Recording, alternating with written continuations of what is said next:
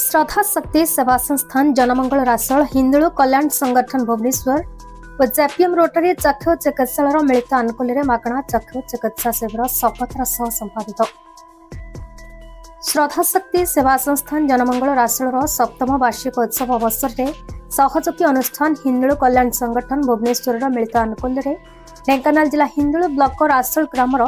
Kumar club ठारे JPM Rotary चक्षु चिकित्सालय कचक्र अभिज्ञ कुशली चिकित्सक मागणा चक्षु चिकित्सा शिविर आयोजित हो सकाल 10 घटिका समय मुख्य अतिथि तथा जनमंगल संगठन उपदेष्टा श्रीजुक्त रतिकांत गणनायक आनुष्ठानिक भाव शिविर उद्घाटित होता। संगठन तरफ जेपीएम रोटरी चक्षु चिकित्सालय डाक्तर कर्मचारी तथा मुख्य अतिथि मानक भव्य स्वागत करा। संगठन प्रतिष्ठाता विभू शतपथी संपादक प्रदीप नायक शिविर परिचालक विवेकानंद नायक प्रत्यक्ष तत्वावधान में उपदेष्टा श्रीजुक्त भक्तबंधु शतपथी श्रीमती सत्यभामा मिश्र श्रीजुक्त रतिकांत गणनायक उपस्थित जनमंगल रासोल संगठन कोषाध्यक्षा श्रीमती निवेदिता नायक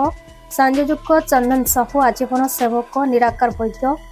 भरत महाराणा विश्वरंजन साहू नंद साहू हिंदुलु कल्याण संगठन आजीवन सदस्य श्रीजुक्त शंकरसन पाल प्रमुख उपस्थित रही सहृदयतार सह सहयोग हाथ बढ़ाई। जेपीएम हॉस्पिटल रे डाक्तर अंकिता राउत सहकर्मी डली बारिक संध्राणी सामल सरोज कुमार दासंक द्वारा आंचलिक स्तर में 45 जनरू ऊर्ध्व चक्षु बाधित रोगी और चक्षु परीक्षा करने आशायी व्यक्ति विशेषण अपराह 1:30 मिनिट समय मध्य चक्षु परीक्षा करने सहित मागणारे औषध प्रदान और चषमा बंटन कर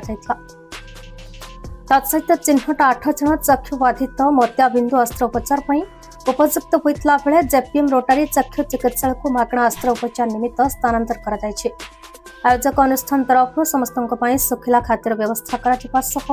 सफलतार सह आनंदपूर्ण वातावरण भितर कार्यक्रम समापन होता बेले अंचलवासी एतादृश कार्य को स्वागत करने सह आंतरिक साधुवाद तथा धन्यवाद प्रदान पूर्वक अनुष्ठान उत्तरोत्तर उन्नति कामना करिसेंति।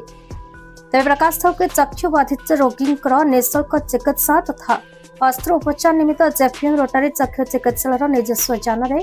नियाजिबा संगे संगे डाक्तरखाना बिना देहरे खाइबा रहिबार सुविधा संग को अस्त्रोपचार पर पुनः रोगी निजस्व घरे पहुंचाई दिया।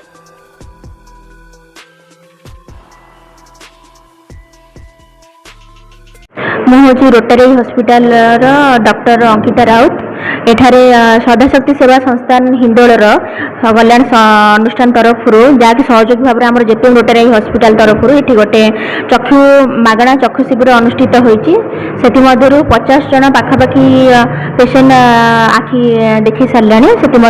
पाखापाखि 10-12 जन लोक आमर मोतियाबिंदु ऑपरेशन जहाँकि फ्री ऑफ कॉस्ट आम हॉस्पिटल तरफ रोचे पाखापाखि 15 जन 10-12 जन ये जी ऑपरेशन होगापाई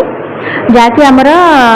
हॉस्पिटल तरफ मागणा जीवा आसवा खाया पीवा संपूर्ण मागणा रोचे जहाँकि आम सहयोग भाव में आम सेवा अनुष्ठान जो रोचे श्रद्धा शक्ति सेवा अनुष्ठान सहयोग द्वारा आम एति कार्य निर्वाहित करें आमर जहाँकि ये आमर बंधु भाव में हिंदू कल्याण सेवा अनुष्ठान जहाँकि आम बहुत बार सहयोग कर जहाँकि आम आंतरिक भाव में आम से धन्यवाद अर्पण कर। हाँ मुझे शशिकांत गणनायक जहाँ आज गोटे खुशी लगुच रासोल जनमंगल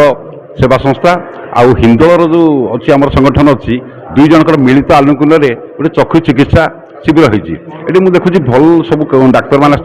सब प्रकार परीक्षा भी कर जहाँ कि हूँ सब बिना पैसा तेणु बहुत लोकर अभाव अच्छी तेणु प्रत्येक लोक अनुरोध करी मोर आज मु ऑपरेशन करने तेणु सब लोक को